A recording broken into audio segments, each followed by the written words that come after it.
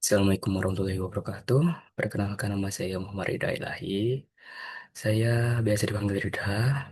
Di sini saya berkesempatan ingin mempresentasikan tentang struktur dan cara kerja arsitektur Von Neumann.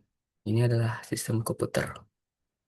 Nah, di sini ada pertama kita bisa melihat di sini adalah gambaran secara umum bagaimana Von Neumann membuat arsitektur ini yang ada terdiri tiga macam. Bagian utama yaitu ada input dan output dan CPU atau Central Processing Unit dan main memory. Nah, di sini saya akan menjelaskan semuanya, termasuk dalam komponen ini dan semuanya lah. Nah, di sini kita pertama-tama akan memasuki di bagian input dan output. Input dan output adalah bagian yang digunakan untuk berkomunikasi antara pengguna dan komputer, user dan komputer. Pertama ada input. Input berfungsi untuk memasukkan data atau perintah ke dalam komputer. Contohnya ada keyboard, ada mouse, ada scanner. Sedangkan output berfungsi untuk menampilkan hasil data dari komputer. Proses lah dari komputer. Yaitu contohnya ada pertama itu ada monitor, ada printer, ada speaker. Nah, kita akan memasuki bagian CPU, Central Processing Unit. Bagaimana kita mempelajari struktur dan cara kerjanya.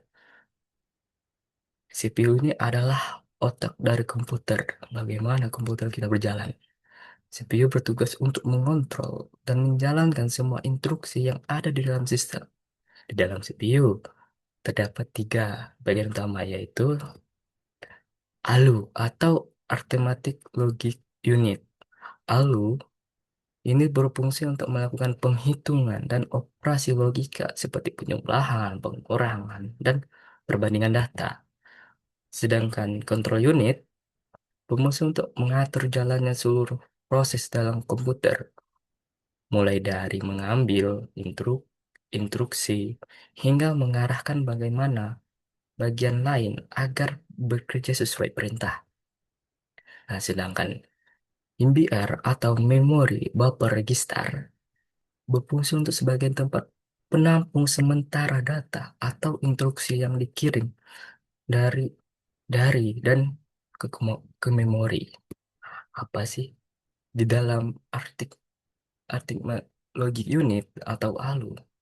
Dia ada berbagai macam komponen, yaitu yang pertama ada AC atau akumulator. Ini adalah dia bertugas untuk register utama yang digunakan untuk menyimpan hasil sementara dari proses penghitungan. Nah, sedangkan MQ atau Multiplier Quantity Register adalah melakukan operasi perkalian dan pembagian serta menyimpan sebagai hasil dari operasi tersebut. Sedangkan Arithmetic and Logika Circuit dia bertugas untuk bagian ini merupakan rangkaian yang melakukan penghitungan dan operasi logika seperti penjumlahan, pengurangan, and, or, dan operasi lainnya.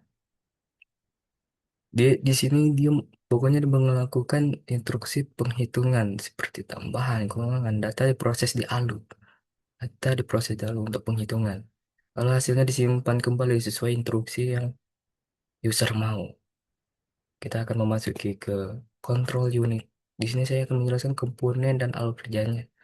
Control unit ad, bagian dari CPU yang berfungsi untuk mengatur jalannya seluruh proses dalam komputer. Control unit menentukan instruksi apa yang dijalankan, kapan dijalankannya, bagaimana yang harus bekerja. Pertama ada program pointer atau PC.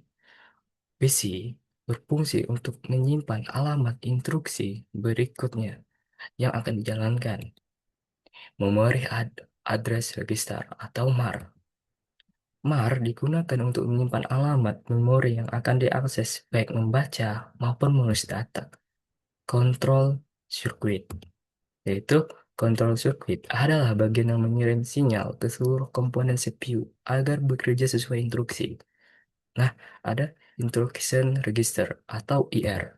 IR berfungsi untuk menyimpan instruksi yang sedang dijalankan oleh CPU, sedangkan instruction buffer register adalah atau IBR yang digunakan untuk menyimpan instruksi berikutnya sementara sebelum dijalankan. Dia itu pokoknya IR dulu, baru IBR. Misalnya IR orang pertama, IBR orang kedua. Dia kayak antri. Ntar IR selesai, baru IBR jalan. Nah, itu merupakan adalah kontrol unit dan komponennya. Bagaimana dia cara kerjanya? Pokoknya dia itu mengambil, menyimpan, dan menjalankan instruksi, lalu mengirim sinyal ke bagian lain seperti ALU dan memori. Kita masuk ke bagian main memory. Memori, main memory merupakan media penyimpanan utama yang menyimpan data instruksi program yang digunakan oleh CPU. Adapun ciri-cirinya yang bisa diakses menggunakan spesifikasinya ada diakses menggunakan nama memori, gemar, data masuk dan keluar melalui MBR bersifat sementara, violet. Data hilang saat komputer dimatikan. Ya, pokoknya sistem main memori ini dia sementara aja. Data disimpan dalam bentuk alamat, address, atau word di dalam memori. Nah, selanjutnya, bagaimana sih alur kerja sistem komputer ini?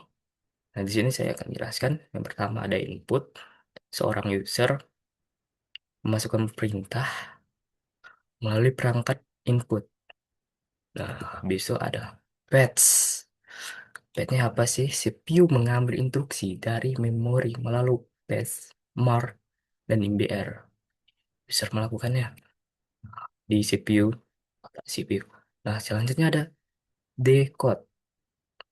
Instruksi yang diterjemahkan oleh control unit untuk mengetahui operasi apa yang sedang digunakan. Kita masuk execute. Yang keempat, bagian keempat, instruksi yang dijalankan di ALU, hasil disimpan di akumulator.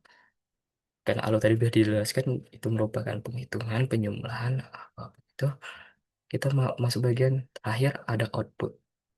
Hasil disimpan ke memori atau ditampilkan melalui output yang kita sediakan. Seperti printer, monitor, dan speaker. Pokoknya dia itu dari input user melakukan perintah, bisa melakukan perintah ke perangkat input, CPU membaca, MBR membaca apa sih instruksi yang akan dilakukan. Nah, dia akan memulai dari PC ke MAR dan ke MBR. Habis itu, dia masuk ke bagian komponen control unit untuk diterjemahkan. Apa sih operasi yang akan digunakan untuk menghitung operasinya? Di sini dia akan menggunakan MBR, IR, atau IBR. Itu kayak antrian tadi yang saya jelaskan di awal. Nah, habis itu decode, dia akan selanjutnya akan ke keempat execute, execute. Nah, di sini mungkin ya dijalankan di ALU, hasil disimpan di akumulator. Dia ke CU control unit, ALU ke AC. Ya, mungkin ini untuk penghitungan penjumlahan. Habis itu ke output, tampilan atau memori. Kita nyimpan memori. Nah, pokoknya di output ini adalah hasil dari segala apa yang kita mau. Cukup sekian dan dari apa dokumentasi saya, presentasi saya. Mohon maaf kalau ada salah kata dan kekurangan. Mohon maaf juga ke saya agak batuk soalnya kurang sehat. Terima kasih. Mohon maaf atas segala kekurangannya. See you, goodbye, and next time. Nah, coba fokus. Observe screen. Oke.